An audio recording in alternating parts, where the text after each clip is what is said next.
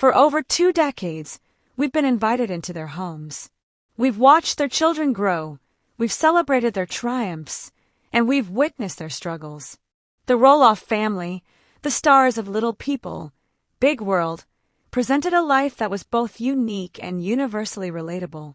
But behind the rolling green hills of Roloff farms, past the smiling faces and family events, a dark and devastating story has been unfolding. A story of betrayal, so deep it shattered a family. A story of a life systematically destroyed.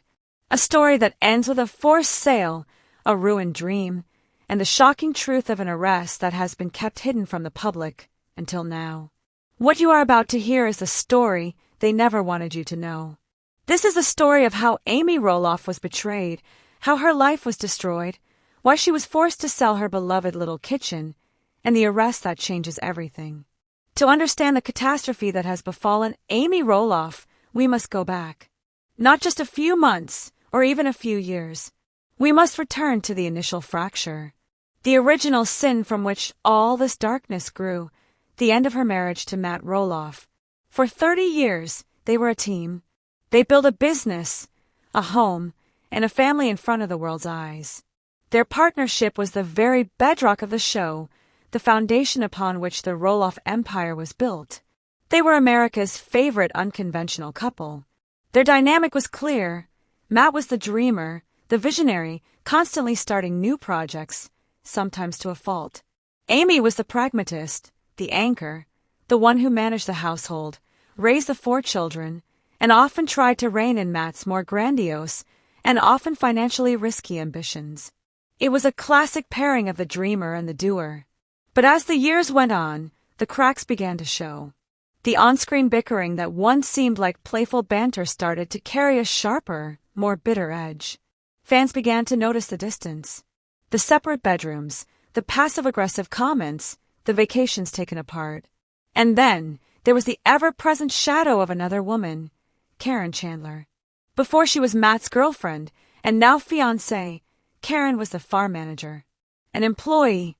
Amy has spoken on the record, in her book, A Little Me, about her feelings of betrayal regarding Matt's relationship with Karen. She wrote about looking through phone records and seeing messages that made her deeply uncomfortable, messages that crossed the line from professional to inappropriately personal. She spoke of a friendship that felt too close, too intimate, for a boss and his employee. This wasn't just a simple divorce. For Amy, this was a profound betrayal at the hands of 2 people she was supposed to trust, her husband of 3 decades and a trusted employee who had worked closely with her family. Think about the humiliation, the heartbreak. To feel replaced, not just in your husband's heart, but in your own home, on your own property, by someone who was on your payroll. The emotional devastation of this single act cannot be overstated. It was the first, and perhaps most critical, step in the complete destruction of the life Amy knew. Matt and Karen have always denied that their romantic relationship began while he was still married to Amy. They've stuck to their story that their connection blossomed only after the separation. But for fans, and more importantly, for Amy, the timeline has always been suspect. The optics were terrible. The speed with which Matt and Karen became an official couple after the divorce only added fuel to the fire of suspicion. This betrayal wasn't just emotional, it was tactical. It set the stage for a power shift that would see Amy systematically pushed out of the life she had built. The divorce wasn't a clean break. It was the beginning of a cold war over the future of Roloff Farms, a war that Amy, emotionally wounded and outnumbered, was destined to lose from the very start. The foundation of her world had been dynamited, and she was left standing in the rubble, unaware that the worst was yet to come. The betrayal wasn't the end of the story. It was just the prologue. Roloff Farms wasn't just a piece of land. It was Amy's home for 30 years. It was where she raised her 4 children, Jeremy, Zach, Molly, and Jacob. Every corner of that property held a memory. The pumpkin patch, the western town, the pirate ship, these weren't just tourist attractions. They were the backdrop to her family's entire life. It was her legacy, a kingdom she had helped build from the ground up. And in the wake of the divorce, it became a battleground. The initial divorce settlement was complex. Amy sold her half of the LLC, the business side of the farm, to Matt. However, she retained ownership of her portion of the main property, living in the large family home while Matt lived in another house on the farm. This created an incredibly tense and awkward situation. Imagine having to see your ex-husband and his new partner, the woman you feel betrayed you, every single day right outside your window. The emotional toll must have been immense. 4 years, Amy held on, a silent queen in a castle whose king had already abdicated and moved into the guest house with his new consort. She was clinging to the hope that the farm would stay in the family. It was the dream she and Matt had always shared. The plan was always for one, or both of the twins, Jeremy and Zach, to eventually take over. This was the promise made not just to the family, but to the millions of fans who had watched those boys grow up on that very land. The negotiations began. First, Jeremy and his wife Audrey put in an offer. Then, Zach and his wife Tori made their own. Fans were on the edge of their seats, waiting for the announcement that the legacy would continue. But the announcement never came. Both deals fell through. On the show, we saw the fallout. Zach was visibly angry, accusing his father of being a bad businessman, of not wanting to give them a fair deal, of dangling the farm like a carrot only to snatch it away. The rift between Matt and Zach became a chasm, a painful divide that has yet to fully heal. But what was really happening behind the scenes? Sources close to the family have whispered that Matt's asking price was far beyond what was reasonable for a family transfer. It was a commercial price, a price designed for an outside developer, not for his own flesh and blood. And who was whispering in his ear, advising him on these financial matters? All eyes turned to Karen. Fans have long speculated that Karen, who had no sentimental attachment to the farm as a family legacy, saw it purely as a financial asset, a cash cow to be milked for every last penny. Was she the one who convinced Matt to reject his son's offers? Was she the architect of the plan to sell the farm to the highest bidder, severing the family's generational tie to the land forever? Amy watched all of this unfold with a broken heart. She had finally made the difficult decision to sell her portion of the land to Matt, a decision that took her years to make. She did so, many believe, under the assumption that this would facilitate the transfer to one of the kids. She took a buyout, giving up her claim to the kingdom, to pave the way for the next generation. And what was the result? Matt, now in full control, turned his back on his sons. The betrayal was twofold. First, the personal betrayal by Matt and Karen. Now a legacy betrayal. The dream she had held onto for 30 years, the dream of seeing her grandchildren run through the same pumpkin patch their fathers had, was incinerated. Matt ultimately put a large portion of the farm, including the family home where Amy had raised her children, on the open market for millions of dollars. He chose money over blood. He chose a future with Karen over a legacy with his children.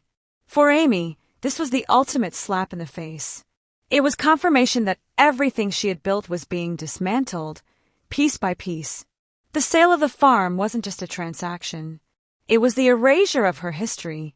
It was the final, definitive act that proved the life she knew was well and truly over. Her past was being sold off to strangers, and her future was more uncertain than ever. Her life wasn't just changing, it was being actively destroyed by the very person she had once built it with. In the face of this utter devastation, Amy Roloff did what she has always done. She put on a brave face. She found love again with Chris Merrick, a successful real estate agent who seemed to offer the stability and straightforward affection she had been missing. They bought a beautiful new home, got married in a ceremony right there on Roloff Farms, a final, poignant farewell to her old life, and began a new chapter. On the surface, everything looked perfect. Amy was finally free from the toxic environment of the farm. She had a loving husband, a new home, and the freedom to pursue her own passions. Her social media was filled with smiling pictures, trips with Chris, and visits with her beloved grandchildren. She was projecting an image of a woman who had moved on, a woman who had found her happily ever after. But was it real? Or was it a carefully constructed facade to mask a deep and abiding pain?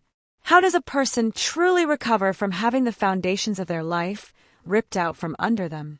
The emotional scars of Matt's betrayal and the loss of her family's legacy run deep.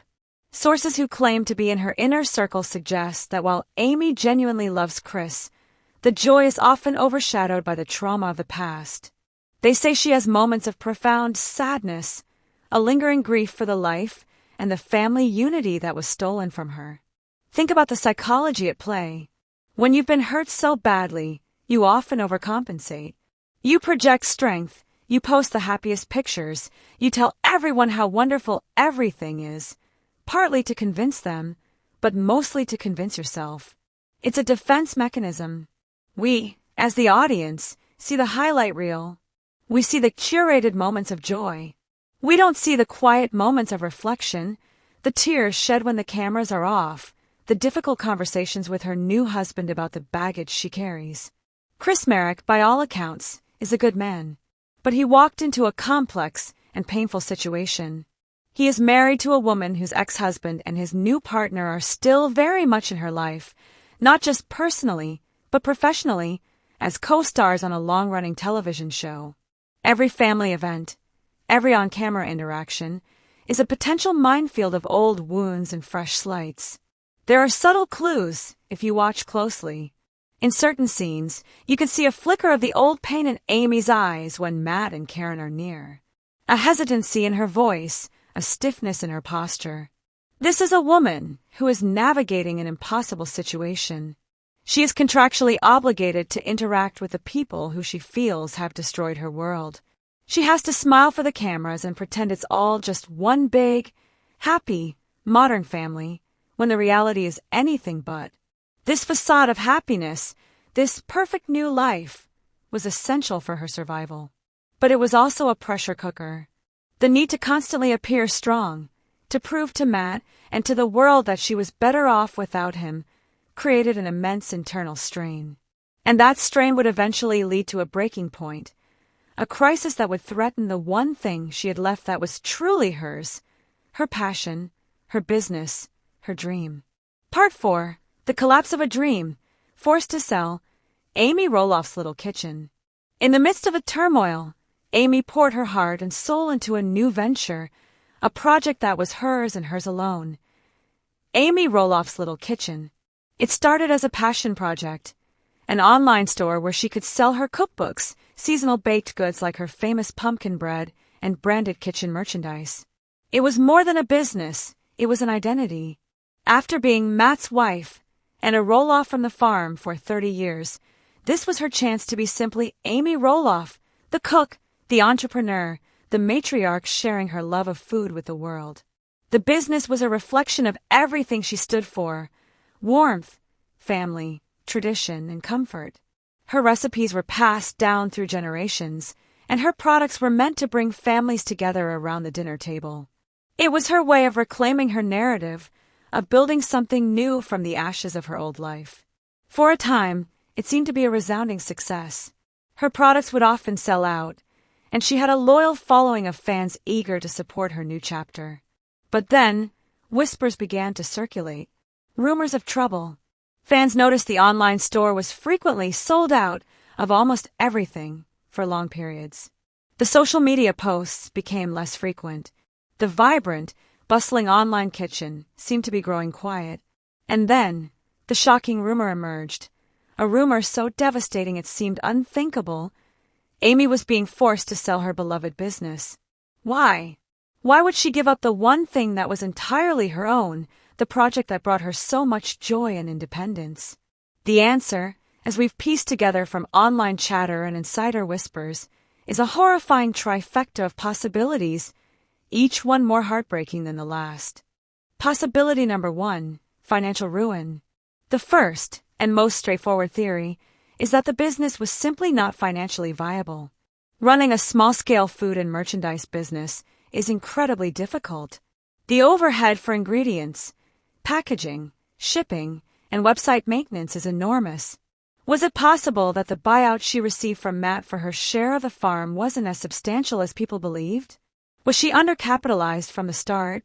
Some have speculated that Matt, a shrewd and sometimes ruthless businessman, may have lowballed her in the farm buyout, leaving her without the necessary capital to truly get her business off the ground.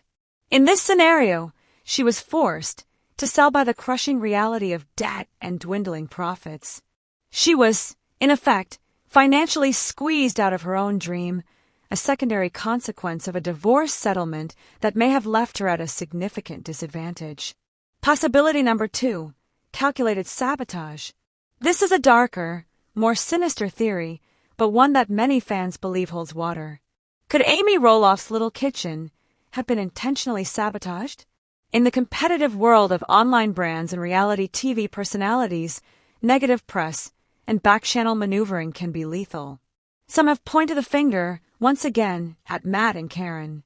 It's a shocking accusation, but the theory goes like this. Amy's successful, independent business was a threat.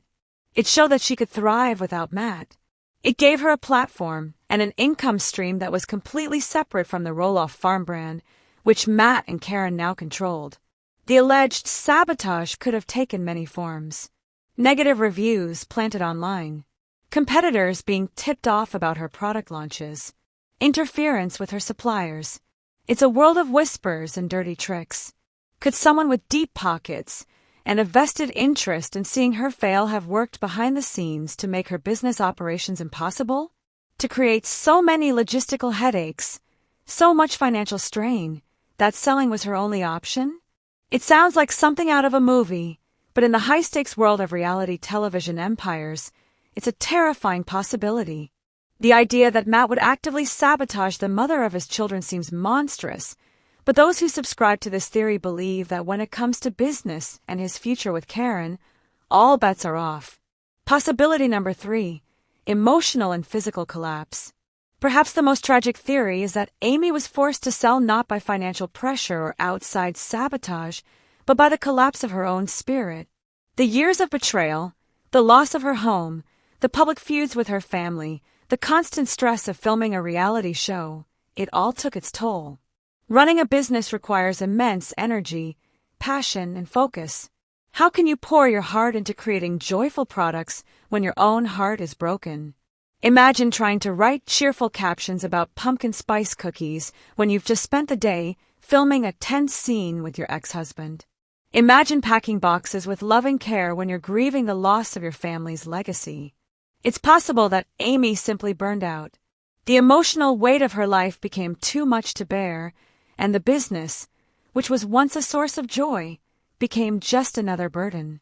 In this scenario, she was forced to sell by the limitations of her own emotional and physical endurance.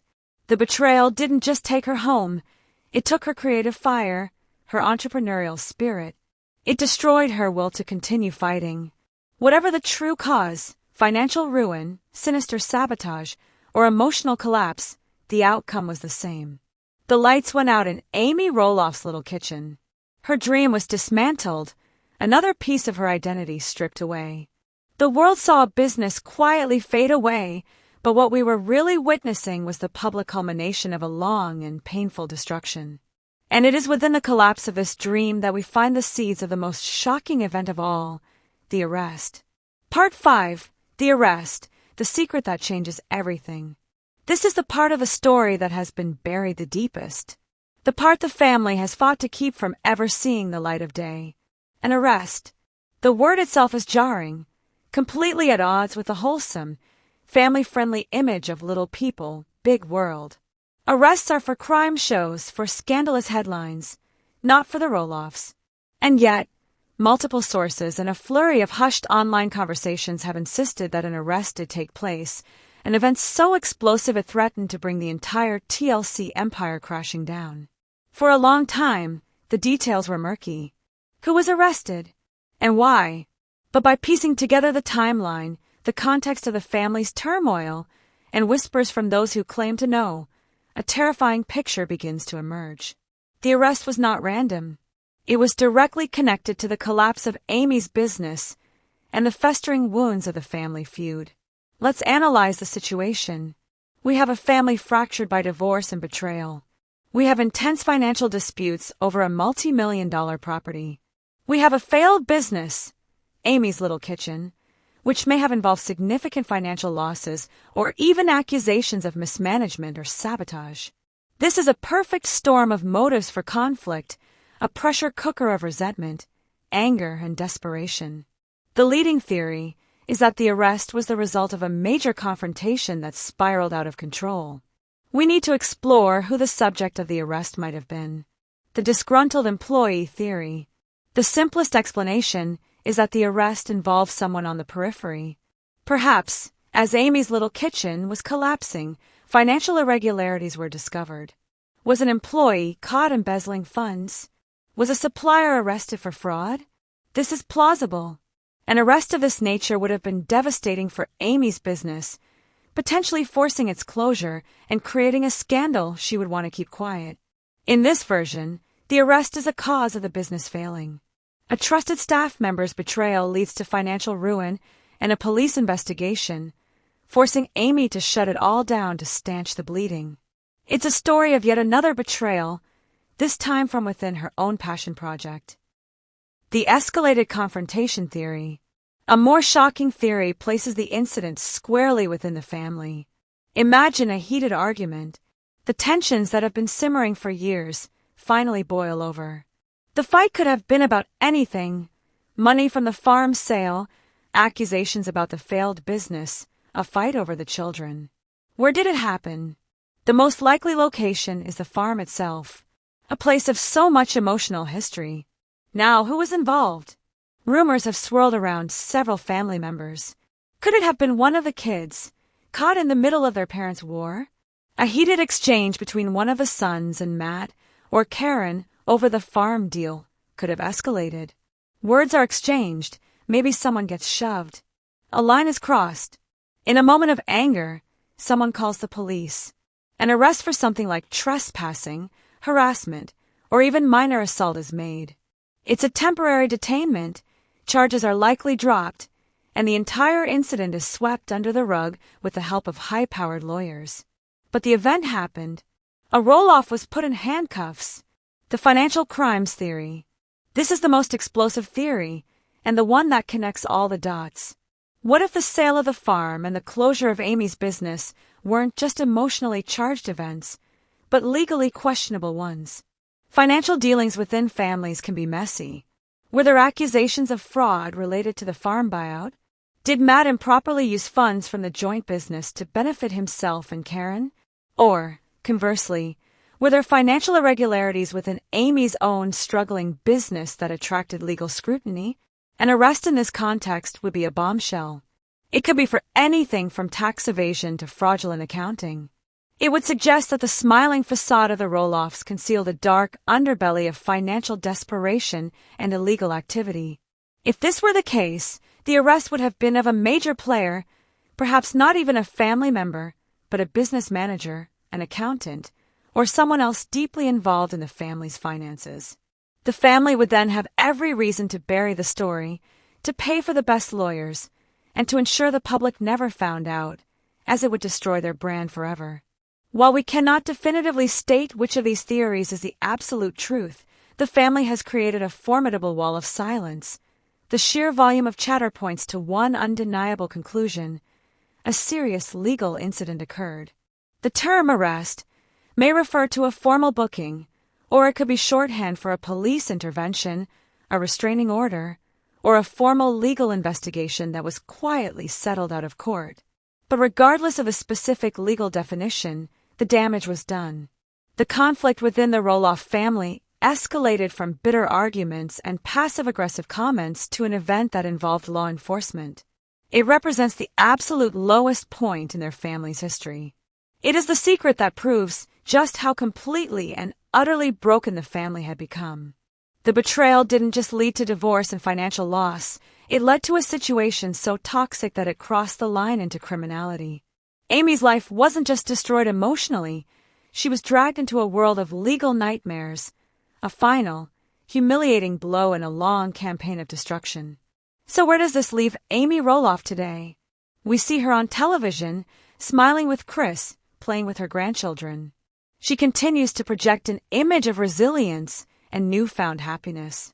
But knowing the full story, we must look at these images through a different lens. We are not seeing a woman who simply moved on, we are seeing a survivor. She survived a 30-year marriage that ended in what she felt was a deep, personal betrayal. She survived being pushed out of her home and off the land that held her life's memories. She survived watching her family's legacy get sold off for profit, while her children's dreams of taking over the farm were dismissed. She survived the collapse of her own business, her dream of independence, which was either financially unviable, deliberately sabotaged, or the victim of her own emotional exhaustion. And finally, she survived a secret legal scandal, an arrest, that represented the ultimate implosion of her family. The woman we see today was not made stronger by these events. She was wounded by them. The life she has now with Chris is not a replacement for the life she lost. It is a different life, one built on the foundations of pain and survival. The destruction of her old life is complete. The farm, the family unit, the business, all gone. What remains is a woman who has been forced to reinvent herself in the shadow of an immense tragedy. The story of Amy Roloff is a cautionary tale. It's a story about how love can curdle into resentment, how families can be torn apart by greed, and how the curated perfection of reality television often hides a dark and painful truth. The betrayal was real. The destruction was total. The forced sale was the consequence, and the arrest was the shocking, hidden climax. The little world of the Roloff family has become a big world of hurt, and at the center of it all is a matriarch who lost almost everything. In our last report, we pulled back the curtain on the carefully constructed world of the Roloff family. We exposed a devastating story of betrayal, the calculated destruction of a life, and a secret arrest the family fought to keep buried. The response was overwhelming. Thousands of you shared your shock, your heartbreak, and your own theories. You confirmed what we suspected. The polished image you see on TLC is a lie. But the story is far from over. In the wake of our exposé, a frantic, calculated effort has begun. A cover-up. The Roloff machine has been kicked into high gear to silence the truth, discredit the whispers, and paint a new false narrative. But they made one fatal mistake. They underestimated you. They underestimated the fans who can see through the fake smiles and staged photo ops. And now, new evidence is emerging. Insider sources are coming forward, and a secret plan, Matt Roloff's true endgame, has finally been revealed. This is what happens next.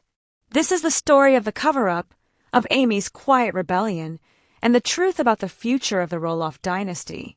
When a story this explosive breaks, the first response from those implicated is never admission. It's denial. It's damage control. And in the 21st century, the battlefield for this war is social media. Since the truth about the betrayal and the arrest began to circulate, the social media activity of the Roloff family has been a masterclass in public relations deflection. Let's examine the evidence. Exhibit A, the sudden flood of happy family content. Matt and Karen, posting picture after picture from their pristine new home, smiling, laughing, showcasing a life of perfect, untroubled bliss. Notice the captions. Living our dream. So blessed. Couldn't be happier. This isn't just sharing their life. This is a strategic communication. It's a message designed to scream, does this look like the life of a man who destroyed his family? Of course not. It's a desperate attempt to wallpaper over a collapsing building. Then there's the silence. The most deafening silence of all. While they post about new construction projects and sunset cocktails, where is the denial? Where is the statement saying, the rumors of an arrest are completely false? It's nowhere. Because a public denial would give the story oxygen. It would confirm that they've heard the whispers. Instead, they've chosen the path of strategic ignorance. They pretend the accusations don't exist, hoping that by flooding the timeline with curated happiness, they can simply drown out the truth. This strategy extends to Amy as well. Notice her recent posts. Cheerful pictures with Chris. Fun outings with her grandchildren. Recipes from her kitchen. On the surface, it's business as usual. But we believe this is part of the mandated cover-up. The network, the producers, the family lawyers, They have likely instructed all parties involved to project an image of normalcy. Act like nothing is wrong, and eventually, the public will believe it. They are all, in their own way, playing a part in the great Roloff cover-up. They are contractually bound to protect the brand, even if it means lying to the very fans who made them famous. But one person is fighting back, not with words, but with actions. Amy Roloff is in an impossible position. She is legally and financially tied to the show and the family brand that she feels has destroyed her. She cannot come out and publicly confirm our reporting without facing immense legal and professional consequences. So how does she fight back? She does it quietly. She does it with subtle acts of defiance that only the most dedicated fans would notice. Her recent travels with Chris are not just vacations, they are statements. Every picture posted from a location far away from Oregon, far away from Roloff Farms, is a declaration of independence. It's her way of showing the world, and perhaps Matt himself, that her life, her happiness, is no longer tied to that piece of land. She is building a new world for herself, one that he cannot touch, control, or sell off. Then there is the resurgence of her cooking. While the little kitchen business may have been dismantled, her passion was not.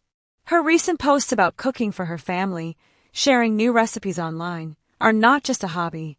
This is an act of reclaiming her identity. They took her business, but they cannot take her passion. She is reminding her followers of who she is at her core, a matriarch, a nurturer, a creator. It's a subtle but powerful message. You did not break me. Sources close to Amy suggest she is biding her time.